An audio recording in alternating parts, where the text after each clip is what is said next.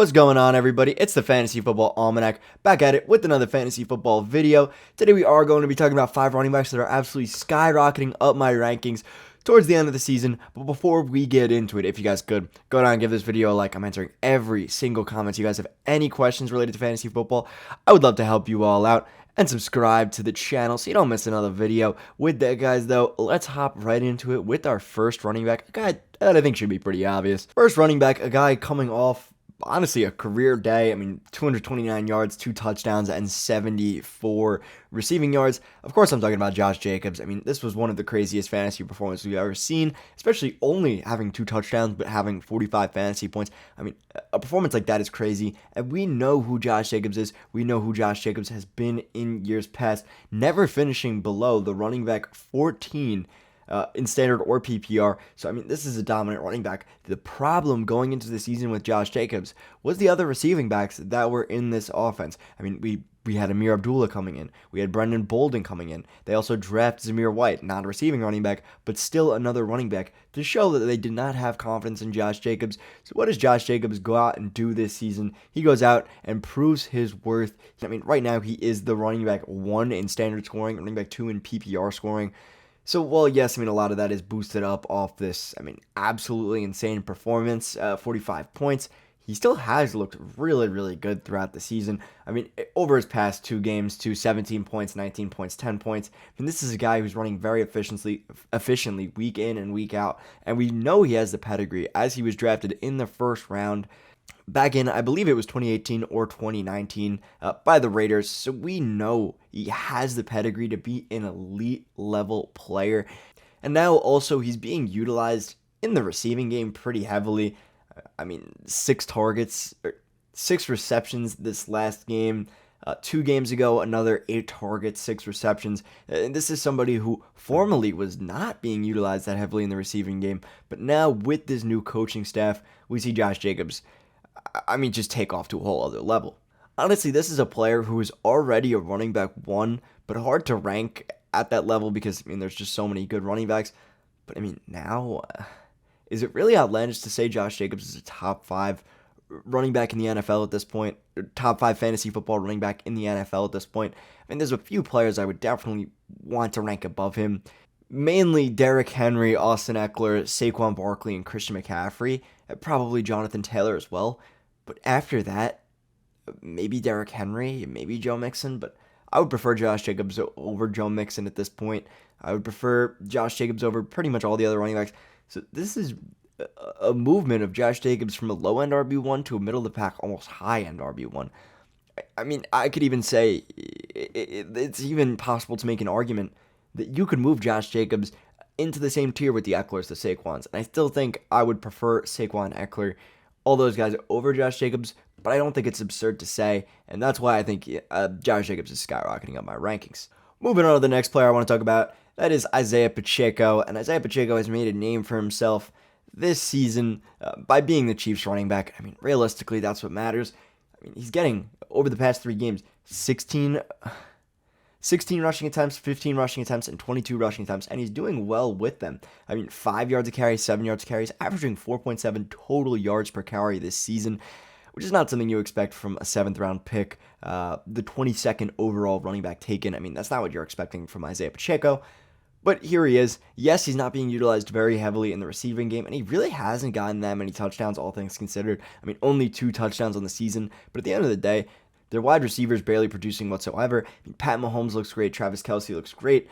We could see Isiah Pacheco at least be a solid floor option for fantasy. I mean, if you're getting this level of work in the offense, because we really never saw Clyde getting 20 carries in this offense. I mean, it was rare. It was possible, but rare. Isiah Pacheco is actually seeing that 20 carry threshold, and with that, you could see Isiah Pacheco at least be a decent flex option from here on out. I mean, especially if he even starts getting, let's say, 2 targets a game, that would be absolutely fine. I mean, it's not something he's really gotten often this season, but if we see that or start to see that from Pacheco, he would skyrocket up my rankings even more. And I think he's only getting more and more valuable as playoffs go on. I mean, especially now with Clyde going down with a high ankle sprain, or Because of this, I think Isiah Pacheco is absolutely worth it. I mean, at least to go out and get if he's somehow on waivers. I imagine he's not, but he's a guy skyrocketing on my rankings right now. I think he's much more valuable than he was at the beginning of the season. Now, moving on, we got another rookie running back. We got Brian Robinson. And this is a guy who's kind of in a similar position to Pacheco, where he is taking over this lead role. But instead of getting all the carries, he's only been getting most of the carries because Antonio Gibson is still lingering here. And that's why Brian Robinson I am a little hesitant with. But at the end of the day, I mean, 26 carries, 15 carries, 18 carries in his last 3 games. In his second game back after getting shot, mind you, 17 carries, and in his third game back, 20 carries. I mean, this is a guy who's getting it done on the ground. And while, yes, he's not utilized very heavily in the receiving game, we have seen glimmers.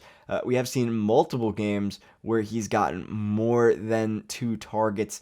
2 targets week 7, 2 targets week 9, and 3 targets in week 12. So that means if we do continue to see any target progression from Brian Robinson, that will be a positive sign. But also the thing with Brian Robinson is, I mean, it is so very clear the coaching staff really likes him. I mean, he was, before the season, he was set to outright replace Antonio Gibson. And then he ends up having a tragic shooting happen to him. I feel terrible for Brian Robinson and his family. But then he recovers and is still taking the job from Antonio Gibson, which, I mean, for Gibson owners is terrifying. But if you own Brian Robinson, that is absolutely phenomenal for you.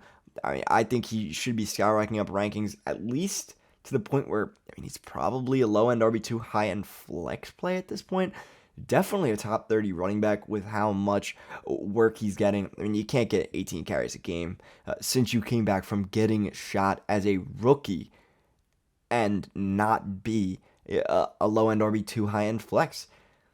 So I think Brian Robinson is an absolute future potential workhorse running back. I mean, especially next year, if you're doing a dynasty startup draft, I think you value this guy very, very highly now that Antonio Gibson has pretty much been set aside in this offense. Now the next guy I want to talk about, a guy that probably brings up some bad memories, or some presently bad memories for a lot of DeAndre Swift owners. This is Jamaal Williams.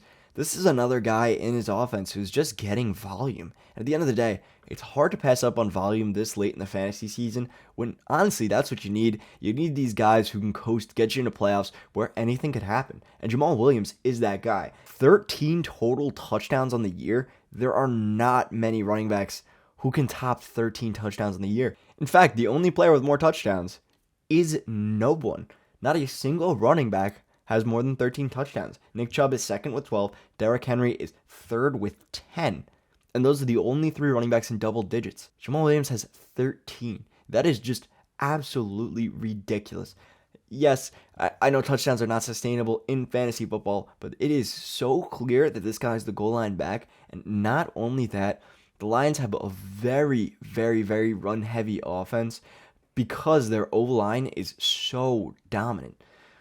So they want to give the ball to their running backs when they're inside the 5. Because why wouldn't you? If you could bulldoze people at the front, why risk giving it to a quarterback like Jared Goff, who is maybe not the best quarterback, put very, very lightly, maybe not the best quarterback?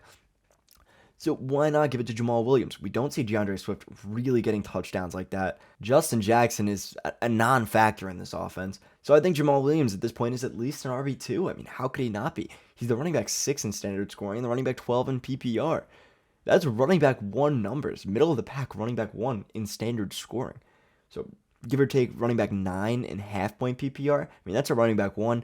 I can't necessarily say he's a running back 1 because he doesn't really get the receiving work all too much. So I wouldn't really want to call him that. But I think an RB2 is more than fair if he continues on a somewhat similar pace in getting touchdowns. And I mean, he's playing Carolina and Chicago in the last couple games.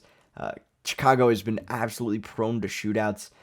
Carolina Panthers, I imagine they'll probably go up early and just give the ball to Jamaal Williams over and over again. So I think Jamaal Williams is one of those guys who just naturally has to skyrocket up rankings just because of how good he's been this season at scoring touchdowns.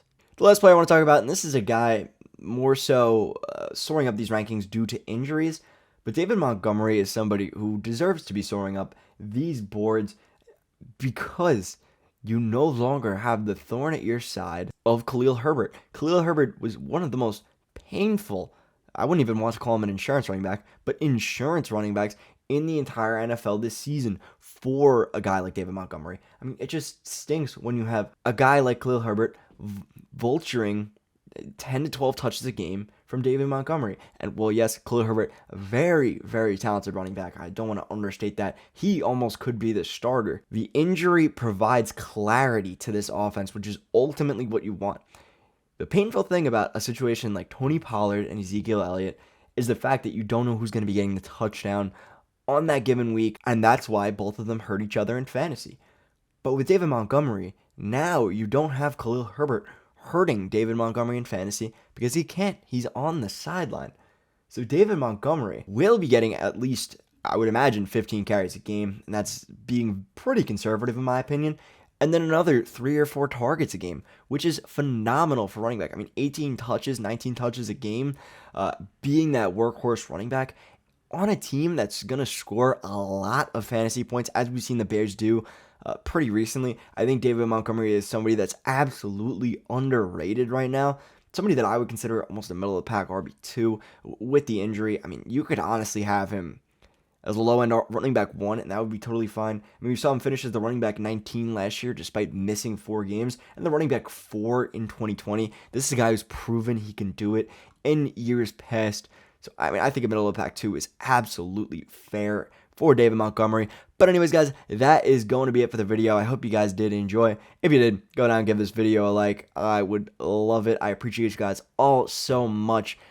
And I will answer every single fantasy football comment. If you guys have any questions, please, please, please ask away. I want to help you all out. I want you guys to destroy your league mates, win your championships, and subscribe to the channel. Turn that notification bell on so you don't miss another video, so you can again destroy your league mates. With that, guys, as always, have a good day, a good night, and a good life.